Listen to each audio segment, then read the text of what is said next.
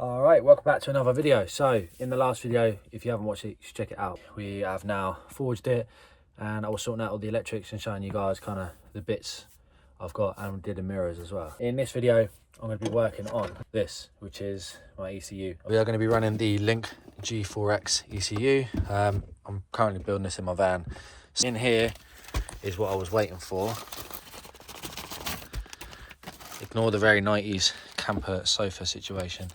Okay, so this is what I'm going to be using. This is my 5-pin CAN connector stuff. This pin goes into the ECU, and I've got to double check, but I'm pretty sure that's the positive and negative feed. That is what connects my wideband and my CAN gauge as well. So without boring you, what I need to do is carry on stripping this out. I've already took the screws out of this bit here. This is what comes in the link box. Obviously you get your ECU. Something to do with static handling, which it comes with some little wrist straps. And in here we have the connector cable to connect up to a computer or a laptop, sorry. And here's the little wrist strap things. And then we get a couple of lovely little link stickers, which I'll stick on the ECU casing so we know what it is. Without further ado, I'm going to go ahead and get this changed over into the casing and then plug the couple of wires in. So there's not a lot of great information that I could find that made sense to me. So as I figure it out, I'm going to try and explain it so it makes sense, just in case anyone else out there is like me trying to figure this out. Okay, so first thing I've encountered while I'm doing all this, I got most of it out, and in the screws there is solder. Apparently it's something Nissan did, but I need to basically take the solder out. So what I'm going to do is use my soldering iron, which as you can tell is smoking away because there's solder on there.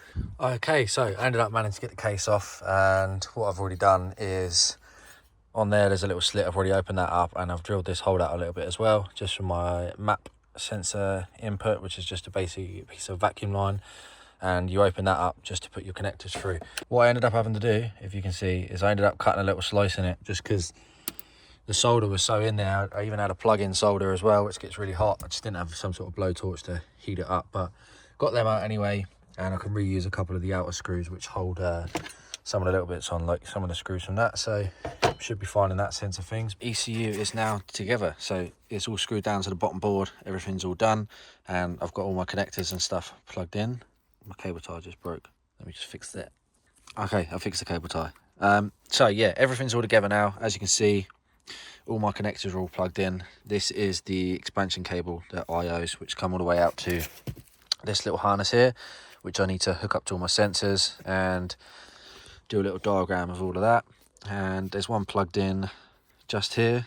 This is my CAN connector, and the other one is just a little USB connector which is in there, which comes out and you can just plug into your laptop for like PC link and tuning and mapping and bits like that. And the other one I got on there is my VAC line for my map sensor. But a little tip, when you're doing the map sensor lines, obviously you've got a cable tie on here, which is the actual map sensor, to stop it from pinging off. And another thing of what you can do is, if you push the VAC line in, put a little cable tie and then pull it back, it basically stops you being able to pull the VAC line through by accident if you tug on it. I got that little video, little tip from a YouTube video. Some guy was doing it, and to be fair, it works out quite well when you've got a strong cable tie in it. Don't break like my other one just did, like that. Okay, so since the last little clip, I was doing the ECU, sorting out all the ECU stuff, and I finally figured out all the wiring for that. But unfortunately, I need to order some Deutsch connectors, whatever they're called. But I can't seem to figure out which ones are the real ones, so I'm just going to order the box off Amazon to resolve the problems with that one and just sort of hope for the best. In other news, I painted my rocker cover and the cam cover, because when I got the engine back, it come all stripped, blasted, and ready to be painted. So I thought I'd do a little change. This is what I went for. This is actually Atlantis blue. I know in the last video I said I was going to do it pink, but I didn't have time to do it. So I actually just did this out of spray paint. Looks relatively decent. The colour actually pops a lot more in person. It's kind of like a bluey green tint to it, but I can't really get that colour to show. Yeah, I can't really get the colour to show. So I'm going to get these fitted up now, and at the same time I have taken my knock sensor out, because I'm actually going to be running a Bosch knock sensor, which actually doesn't normally fit in there. So what I've done is I've got this. This is the Bosch sensor with the wiring harness on it. One's like sensor ground, and the other goes to the knock input on the ECU. And that is actually supposed to be a stud adapter. So I'm going to thread that in and see if it actually fits. So I'll test that before we get on with anything, just to make sure. Okay, we're all fitted up. I personally think it looks quite good colour-wise. Hoping it goes with the R8 cores when they go back on there. And knock sensor is also now back in and fitted up. So I say now back in, it's never been in before. So yeah, essentially what I need to do is pretty much I can kind of put the car back together. So you guys have all seen it go back together before, so I'm just going to slap as much as I can on the car and then come back when it's sort of more together. Okay, so since the last clip, I haven't put any of the car back together like I said I was going to do, because it's been raining and I've been busy. And basically, I decided to move on to something else. So I'll show you what's going on quick. We'll carry on, we've got Max here. All right. Max with a Mustang. So this is the fuel rail. Obviously I said and showed in the last one that I've got a new fuel rail. Hang on, that's the inlet manifold. That's the fuel rail. So this is my new fuel rail. It's a Plasma Man one. It's one of the best options I could find for this. And essentially I was thinking about how to connect up my fuel pressure regulator the other day, and I couldn't really work it out because it was sort of confusing me. So what I ended up figuring out is this, with the adapter, actually screws into the end of the Plasma Man rail, which means I get to keep a regulator on the end, such as the stock one there. Obviously we eliminate these fuel rails coming up, and then on this end I'm going to have this 180-degree fitting to come back across, and that's going to be the feed in, and that's the out, because it says it, low pressure return out, which means I could only assume that's in, because even on that, what does that say? High pressure in from rail, which still, I don't know what I said, in from rail. This is fucking out from rail, I think. I don't know. But it'd be into that. Chatting shit, I'm fucking learning as I go. you know exactly what you're doing. Basically, that's how that's going to work. And in the process of doing all this, I was deciding whether or not I wanted to clean this inlet up and remove all the idle control valve stuff and like the secondary air, whatever the fuck that thing is. And Max was just saying, yeah, just do it. 100%. It'll look way better. Yeah, it would look better. It would probably struggle with cold start. That's about it. Like idle for cold start, and I don't have aircon, so I don't need to worry about it. If the aircon goes off and it can't idle and drop out, because it shouldn't do that. So I'm actually going to delete these and make up some little plates and spray them up and fit them on there anyway. Without further ado, I'm just going to go ahead. I'm going to get all this stripped apart and then show you how we're going to do the next bit. Hello. Hello. So I've got the idle air control valve shit all off and the AC switch. I'm going to make a little plate for that at some point. But I've just opened up my injectors, and these are JDM Garage 1000cc EV14 style injectors. It did come with plug adapters in there because I wasn't sure what plugs actually ran, and I have looked, and these plugs are actually the same as the original ones. So the bonus is I won't need to adapt, keep running away, to different plugs, fingers crossed anyway. I mean, mind you, these look a little bit easier to use because these are like press-in style and the other ones have got to pop out. But I'm now going to go ahead and get these all situated in place and see how it fits and how it looks. So I'm excited. Looking bloody lovely. Looking bloody lovely. So yeah, Vaseline on the injector seals because I don't have the right stuff, but that's what I used before and it works. So let's get it. All right, so since the last bit, also I'm wearing it. I can't bother to take these off. These look like fighter pilot goggles, but they're just my safety glass because I'm fed up of getting shit in my eyes every time I cut stuff. It's not very fun.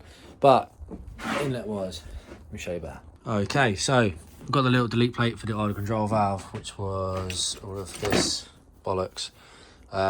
Basically, what I'm going to do is I'll just delete that, and then I'll adjust the throttle up with the little screw back here when it's on the car. It's a bit of a pain to do with the boost pipe on, but we'll figure that out when it's on. Fuel rail's now in. I'm happy enough where it sits, and I've run the fuel line. It's a bit of a pain to do up where it is, so I've put the fuel line on now, and I'm trying to just make sure it's tight enough. You don't really need to do AM fittings up that tight, so I've got it up as tight as I basically can with these, which my wonderful girlfriend Cara got me for Valentine's Day, believe it or not. Some AN spanners, because I've needed a set for ages. I've just been using tape on an adjustable, so these are actually pretty sick. What I need to do now is test fit this on the car and see where the fuel line runs to. On the pressure regulator, I put the blank on this side, and on this side it's very close, but it clears the actual, you can see the gap there.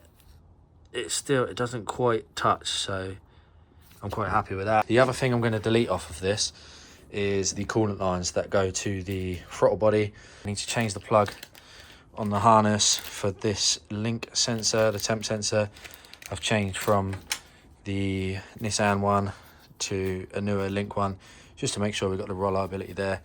It's almost the same plug, the only difference being the way the little bit is on the edge, the little locator, so that's different. So a bit annoying, but close enough. Before I bore you with everything, I'm going to get this test fitted on the car, make the fuel line up, show you what we've got going on. And that is essentially the fuel system done now. So what I ended up doing was, because I already had a line fitted for my previous pipe and I didn't want to cut in and change the A and fit on there. Well, I did, but there was fuel in it and it's a nightmare. So what I ended up doing was adapting it.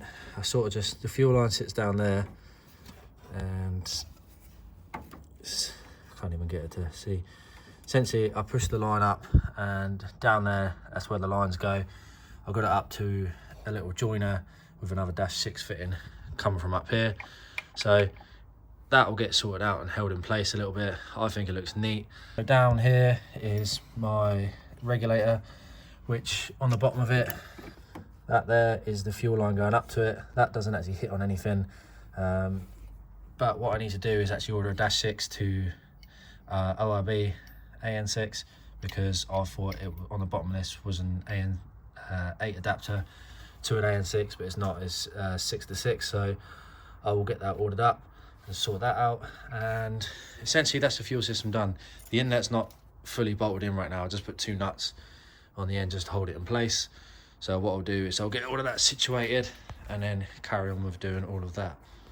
This little garage setup I've got going is pretty good. Unfortunately, the light doesn't help with the bonnet right now, so I'm even try to push the car back or turn it round. Either way, it's still going to have the same problem. So what I'm going to do is try and move this light to face down this way, so I actually can see what I'm doing, because it's mint here, dark here. I mean, it's still good enough. I've got torches and stuff, so that's not an issue. But yeah, that's where we're at. That is where I'm going to leave it for this video. Let me take off these fighter goggles. Look like a pilot with them on. I've made enough progress to be happy, especially over the past few days. I've sort of just cracked on. So I'm going to leave it there. I'm going to finish off the fuel system, get all the inlet done, get some of the car back together. I'll probably do a time lapse of that or something, I don't know. But fuel system is now done. I actually thought I'd get a lot more done today, but I was stressing about all the other bits. So yeah, I'll leave it there, and in the next one we'll go over more of what we've got to do to get this CA MX-5 running again. So don't forget to like, comment, subscribe and all of that.